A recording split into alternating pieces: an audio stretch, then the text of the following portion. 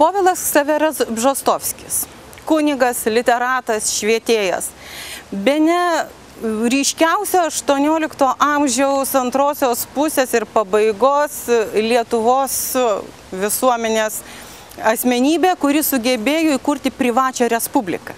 Čia pat prie Vilniaus, netoli esančių turgelių, Merkinės dvare, nusipirkęs žemę, jis sugalvojo realizuoti savo idėją sukurti privačią respubliką, valdomą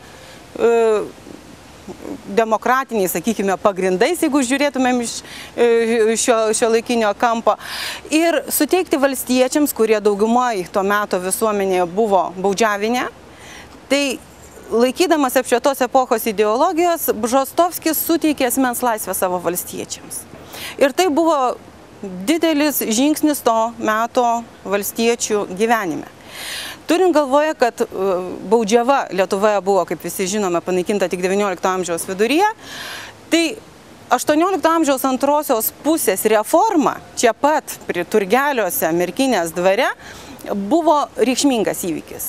Pas Bžostovskį į Merkinę, kurią jis savo vardu pavadino Povilavo arba Paulavos respubliką, vykdavo netgi iš visos šalies pasižiūrėti, kaip tie valstiečiai ten gyvena.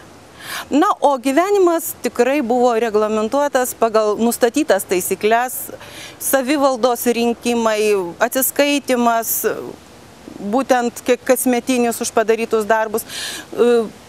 Valstiečiai tiesiog patys ėjo sargybą savo valdų, rūpinosi, kad būtų ūkis puoselėjamas, keliamas ir panašiai. Na, rezultatas vien finansinis tikrai pranoko lūkesčius, pajamos iš valstiečių ūkių išaugo daugiau kaip 2 kartus. Na ir žinoma, tai buvo toks gana sėkmingai vykęs eksperimentas 18 amžiaus Lietuvoje.